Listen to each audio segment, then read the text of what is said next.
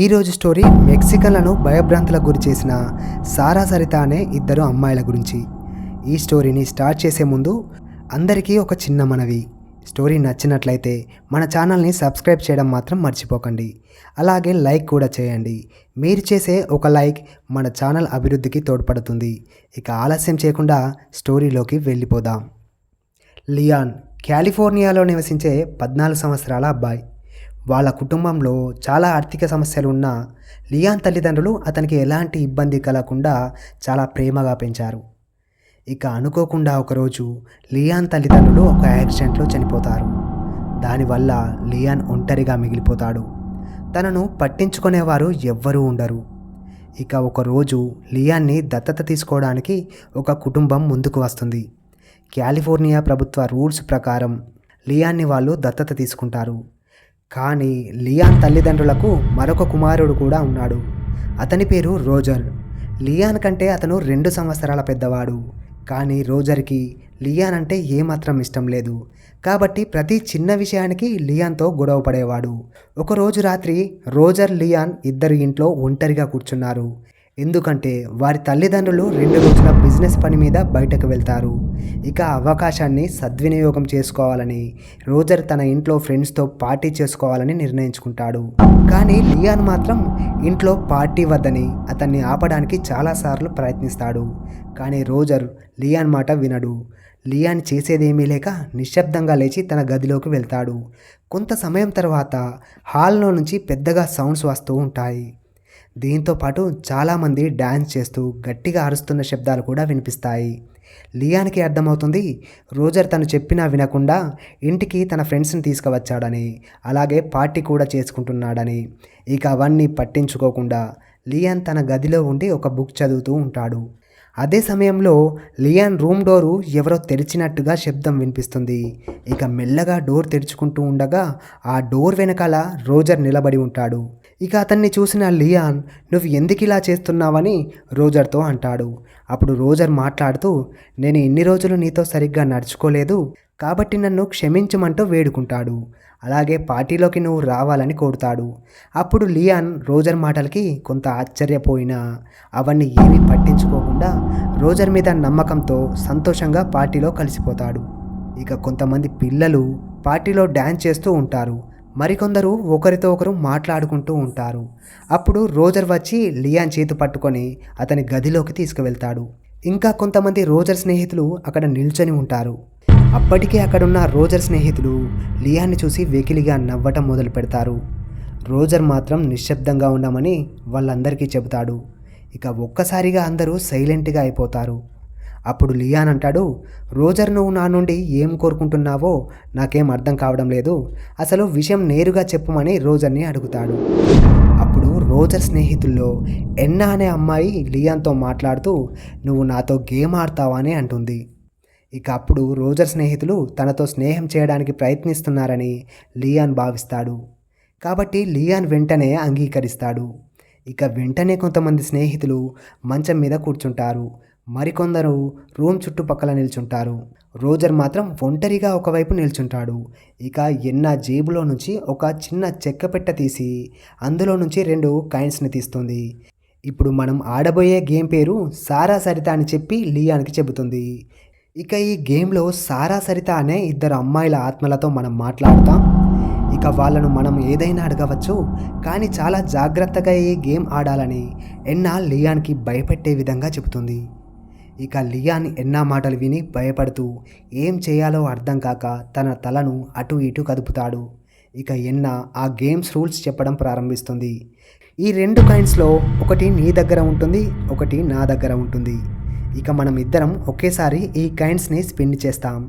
అప్పుడు ఈ 2 కాయిన్స్లో హెడ్ పడితే అవును అని అర్థం, లేక 2 టేల్స్ పడితే కాదు అని అర్థం. ఇంకా ఒకటి హెడ్ మరియు మరొకటి టేల్ పడితే ఇక ఈ ఆటను మనం ఆడలేమని చెబుతుంది. ఇక ఎన్నా ఒక కాయిన్ లియాన్కిచ్చి మరొకటి తన దగ్గర ఉంచుకుంటుంది. ఎన్నా కళ్ళు మూసుకొని, సారా సరిత, మేము ఈ గేమ్ ఆడగలమా అని చెప్పి ఎన్నా మరియు లియాన్ ఇద్దరు కలిసి కాయిన్స్ని స్పిన్ చేస్తారు. ఇక 2 కాయిన్స్లో బొమ్మ పడుతుంది. ఇక దాని అర్థం ఏమిటంటే ఆ గేమ్ ఆడటానికి సారా సరిత ఒప్పుకున్నారని. మళ్ళీ వెంటనే కాయిన్స్ స్పిన్ చేస్తారు. అప్పుడు కూడా 2 కాయిన్స్లో హెడ్స్ పడతాయి. ఇక ఎన్నా అప్పుడు నీ ప్రశ్నను అడగమని లియాన్కి చెప్పినప్పుడు లియాన్ బాగా కంగారు పడిపోయి ఇక అప్పుడు ఏం మాట్లాడాలో తెలియక సారా సరిత మీరిద్దరూ నిజంగానే ఇక్కడ ఉన్నారా అని లియాన్ అడుగుతాడు. ఆ ప్రశ్నకు సమాధానం రాకముందే వెంటనే మళ్ళీ కాయిన్ స్పిన్ చేస్తున్నప్పుడు రోజర్ మంచం కింద నుంచి ఒక తెల్లటి వస్త్రం ధరించిన ఒక రూపం గాలిలో ఎగిరి లియాన్ పైనుంచి కింద పడుతుంది. అప్పుడు సడన్గా లియాన్ భయపడి ఏడవడం మొదలు పెడతాడు. రోజర్ స్నేహితులు అతన్ని చూసి నవ్వడం ప్రారంభిస్తారు. కానీ దాని తర్వాత రోజర్ మరియు అతని స్నేహితులందరూ కలిసి లియాన్ని గదిలో లాక్ చేసి అక్కడి నుంచి వెళ్ళిపోతారు. లియాన్ లేచి కళ్ళు తుడుచుకొని మంచం మీద కూర్చుంటాడు. ఇంకా కాసేపు అయ్యాక ఎవరో తన పేరు పిలుస్తున్నట్టుగా లియాన్కి వినిపించింది. లియాన్ లేచి అన్ని వైపులా చూస్తూ ఉంటాడు. కానీ అక్కడ ఎవ్వరూ కనిపించలేదు. మళ్ళీ అదే స్వరం లియాన్కి వినిపిస్తూ ఉంటుంది. కానీ ఈసారి డోర్ అవతల సైడ్ నుంచి ఎవరో తనని చూస్తున్నట్టుగా అనిపిస్తుంది. అకస్మాత్తుగా హాల్ మొత్తం పూర్తి నిశ్శబ్దంగా మారిపోతుంది. లియాన్ ముందుకు వెళ్ళి డోర్ ఓపెన్ చేస్తాడు. కొద్దిసేపటి క్రితం వరకు లాక్ చేసి ఉన్న తలుపు తేలిగ్గా తెరుచుకుంటుంది. లియాన్ గది నుంచి బయటకు వచ్చినప్పుడు హాల్లో ఉన్న రోజర్ స్నేహితులందరినీ చూసి షాక్ అవుతాడు. పార్టీకి వచ్చిన స్నేహితులందరూ హాల్లో విగ్రహాల్లా నిలబడి ఉంటారు. వాళ్ళందరిపై తెల్లటి వస్త్రం కప్పబడి ఉంది. ఇక వాళ్ళ కళ్ళ నుంచి రక్తం కారుతూ ఉంటుంది. ఆ రక్తం తెల్లటి వస్త్రాన్ని అంటుకొని వాళ్ళు చాలా భయంకరంగా కనబడేటట్టు చేస్తుంది. అప్పుడు లియాన్ భయపడి రోజర్ రోజర్ అని పదే పదే పిలుస్తూ ఉంటాడు. అదే సమయంలో విగ్రహాల్లా నిలబడ్డ స్నేహితులందరూ లియాన్కి దారి చూపిస్తూ ఒక సైడ్కి జరిగి నిల్చుంటారు. లియాన్ ముందుకు చూసేసరికి అక్కడ ఒక సోఫాలో ఎవరో పడుకొని అదే తెల్లటి వస్త్రం కప్పుకొని ఎలాంటి కదలికలు లేకుండా పడి ఉంటాడు. అప్పుడు లియాన్ మెల్లమెల్లగా అడుగులో అడుగు వేసుకుంటూ ఆ సోఫా దగ్గరికి చేరుకొని కప్పబడి ఉన్న తెల్లటి వస్త్రాన్ని తీస్తాడు. ఇక అక్కడ సోఫాలో నిర్జీవంగా పడి ఉన్నది ఎవరో కాదు రోజర్. రోజర్ని అలా చూసేసరికి లియాన్ గుండె ఆగినంత పనవుతుంది. రోజర్ ముఖం చాలా భయంకరంగా ఉంది. అతని కళ్ళు నల్లగా మారాయి. అదే సమయంలో లియాన్కి వెనక సైడ్ నుంచి తనని ఎవరో పిలుస్తున్నట్టుగా వినిపిస్తుంది. ఇక వెనుకకు తిరిగి చూసేసరికి 2 అమ్మాయిలు లియాన్కి కనిపిస్తారు. వాళ్ళిద్దరూ చాలా భయంకరమైన రూపంలో ఉన్నారు. ఇక చాలా కోపంగా లియాన్నే చూస్తూ ఉంటారు. అలా చూస్తూ చూస్తూ ఆ 2 అమ్మాయిలు తలకిందులుగా నేల మీద పడి పాకుతూ లియాన్ వైపు వస్తూ ఉంటారు. వాళ్ళు అలా రావడం చూసి లియాన్ ఒక్కసారిగా స్పృహ తప్పి కింద పడిపోతాడు. ఇక ఎప్పుడైతే లియాన్కి స్పృహ వచ్చి కళ్ళు తెరుస్తాడో అతని ముందు రోజర్ నిల్చొని తనని చూస్తూ ఉంటాడు. లియాన్ చాలా బాధపడుతూ తనకు జరిగిన విషయాలన్నీ రోజర్కి చెబుతూ సారా సరిత నన్ను వాళ్ళతో తీసుకువెళ్ళడానికి వస్తున్నారు, నన్ను రక్షించమంటూ రోజర్ని వేడుకుంటాడు. అది విన్న రోజర్ ఒక్కసారిగా నవ్వుతూ లియాన్ని కోపంగా చూస్తూ ఉంటాడు. ఇక అదే సమయంలో లియాన్కి సరిత సారా గొంతు వినపడుతుంది. అప్పుడు ఒక్కసారిగా లేచి తన రూమ్ నలువైపులా చూస్తాడు. అప్పుడు ఎదురుగా ఉన్న అద్దంలో సారా సరిత లియాన్కి కనబడతారు. వాళ్ళను చూసిన లియాన్ శరీరం వణకడం మొదలైంది. తన మెడ భాగం ఒక సైడ్ వాలిపోతూ ఉంది. తన కళ్ళు నల్లగా మారి వాటిలో నుంచి రక్తం ధారాళంగా కారుతూ ఉంటుంది.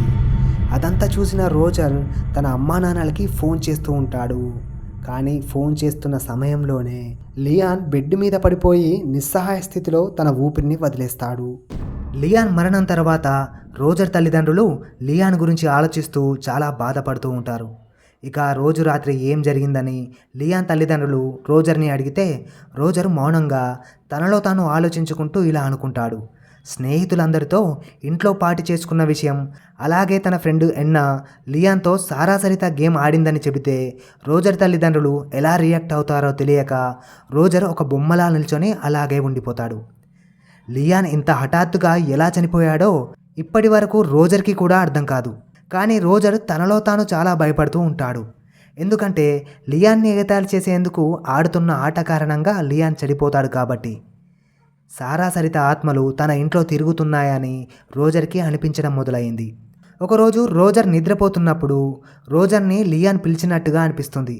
అలా అనిపించేసరికి రోజర్ ఒక్కసారిగా నిద్రలోంచి మేల్కొని అటు ఇటు చూస్తూ ఉంటాడు. అప్పుడు రోజర్ చూడకూడని ఒక దృశ్యాన్ని చూస్తాడు. అదేంటంటే లియాన్ రోజర్ రూమ్లో అద్దం వైపు నిల్చొని సారా సరిత అంటూ వాళ్ళ పేర్లను పలుకుతూ ఉంటాడు. ఇక లియాన్ని చూసిన రోజర్ గుండె మెల్లమెల్లగా కొట్టుకోవడం మొదలుపెడుతుంది. అసలు లియాన్ చనిపోయాడు కదా, నాకెలా కనబడుతున్నాడని భయంతో అడుగులో అడుగు వేసుకుంటూ లియాన్ దగ్గరికి వెళ్ళి తన భుజం మీద చేయి వేస్తాడు. అప్పుడు లియాన్ మెడ మెల్లమెల్లగా వెనుకకు తిరుగుతూ చాలా భయంకరమైన కళ్ళతో రోజర్ని కోపంగా చూస్తూ మూల్గిన శబ్దాలతో గట్టిగా అరుస్తాడు. ఆ అరుపు విన్న రోజర్ భయపడి తన బెడ్ పైన కళ్ళు తెరుస్తాడు. తనను తాను చేతులతో తడుముకుంటూ ఇక ఇదంతా కలగన్నానని రిలాక్స్ అవుతాడు. కానీ ప్రతిరోజు ఇదే కళ మళ్ళీ వస్తూనే ఉంటుంది. ఇక రోజర్ ఏమీ ఆలోచించకుండా ఆ కళల గురించి తన స్నేహితురాలు ఎన్నాకు చెబుతాడు. అలాగే చివరిగా లియాన్ చనిపోయే ముందు సారా సరితను చూస్తున్నానని, వాళ్ళు తనని తీసుకువెళ్ళడానికి వస్తున్నారని లియాన్ చివరిగా నాతో అన్నాడని రోజర్ తన ఫ్రెండ్ ఎన్నాతో చెబుతాడు. రోజర్ చెప్పిన మాటలకు ఎన్నా భయపడి రోజర్తో అంటుంది, ఆ రోజు రాత్రి నుంచి నేను కూడా ఇద్దరు వింతగా కనిపించే అమ్మాయిలను ప్రతిరోజు చూస్తున్నానని, సారా సరిత గేమ్ని మధ్యలో వదిలేసి ఉండకూడదని ఎన్నా రోజర్తో చెబుతుంది. అప్పుడు రోజర్ అసలు సారా సరిత ఎవరు అని అడిగినప్పుడు ఎన్నా సారా సరిత కథ మొత్తం రోజర్కి చెప్పడం మొదలు పెడుతుంది. సారా సరిత ఇద్దరు కవల పిల్లలు. వాళ్ళు మెక్సికోలోని ఒక పాఠశాలలో చదువుకుంటూ ఉంటున్నారు. వాళ్ళ వయసు సుమారుగా 15 సంవత్సరాలు. సారా సరిత కవలలు కాబట్టి ఇద్దరు ముఖాలు ఒకేలా ఉండటంతో ఎప్పుడూ ఒకే విధమైన బట్టలు వేసుకునేవారు. అదేవిధంగా వారి మెడలో ఒకే రకమైన చైన్తో పాటు వాటికి మ్యాచింగ్ అయ్యే కైన్స్ కూడా ఉండేవి. ఇక ఆ చైన్ అంటే వాళ్ళకు ప్రాణం. ఎందుకంటే సారా సరిత పుట్టిన 7 సంవత్సరాలకు అనారోగ్య కారణంగా సారా సరిత తండ్రి చనిపోతాడు. అతను చనిపోయే ముందు చివరిగా ఇచ్చిన గిఫ్ట్ ఇదే కావడం వలన ఈ లాకెట్స్లో తన తండ్రిని చూసుకుంటూ చాలా హ్యాపీగా చదువుకుంటున్నారు. కానీ ఒకరోజు స్కూల్లో సెలబ్రేషన్ కారణంగా అక్కడ కొంత ఆలస్యం అవుతుంది. ఇక డ్యాన్స్ చేసి అలసిపోయిన సారా తన బట్టలను మార్చుకోవడానికి వాష్రూమ్లోకి వెళ్తుంది. తనకు తెలియకుండా సారాని అనుసరిస్తూ 40 సంవత్సరాల వయసు గల ఒక గుర్తు తెలియని వ్యక్తి ఆ వాష్రూమ్లోకి వెళ్ళి తన చేతులను కాళ్ళను విరిచేసి పైశాచికత్వంతో సారాని బలాత్కారం చేసి గొంతు నులిమి చంపేస్తాడు. ఇంతలో సరిత తన సోదరిని వెతుక్కుంటూ అక్కడికి వచ్చినప్పుడు సారా కింద పడి ఉండడం గమనిస్తుంది. ఇక ఆ పక్కనే గుర్తు తెలియని వ్యక్తి నిల్చొని ఉంటాడు. అతన్ని చూసిన సరిత గట్టిగా అరుస్తుంది. కానీ స్కూల్లో సెలబ్రేషన్ కారణంగా తన మాటలు ఎవరికీ వినిపించవు. ఇక అదే సమయంలో అతన్ని సరిత చూసిందని ఆమెను కూడా అతి దారుణంగా చంపేసి అక్కడి నుంచి పారిపోతాడు. కొంత సమయం తర్వాత స్కూల్ పిల్లలు వాష్రూమ్లోకి వచ్చినప్పుడు సారా సరిత మృతదేహాలను చూసి భయపడిపోతారు. ఇక వెంటనే స్కూల్ యాజమాన్యానికి చెబుతారు. సారా సరిత మృతదేహాల వద్ద తన తండ్రి ఇచ్చిన లాకెట్ కింద పడి ఉంటుంది.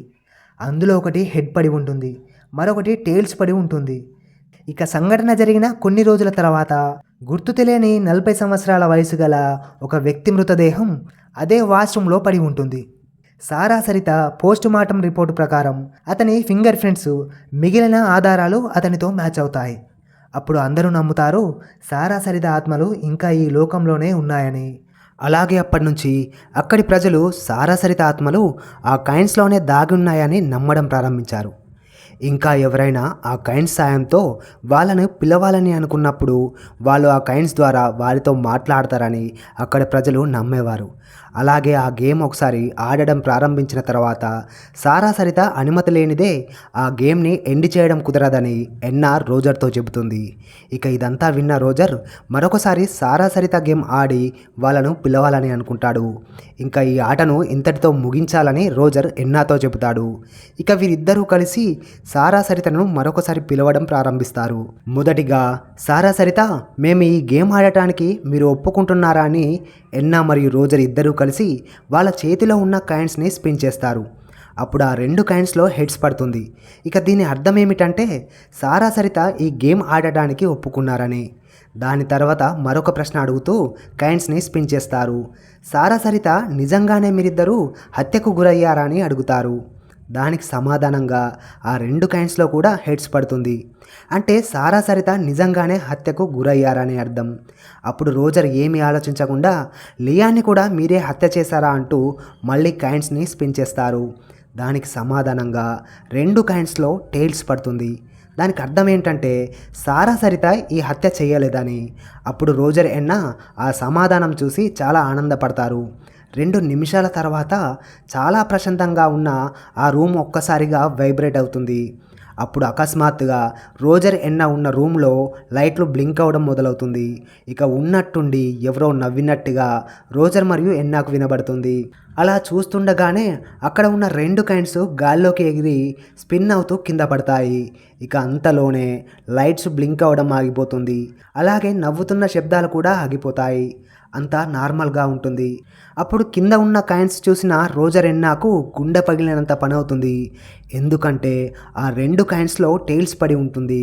దాని అర్థం ఏమిటంటే లియాన్ని హత్య చేసింది సారా సరిత అని ఎన్నా రోజర్కి అర్థమవుతుంది.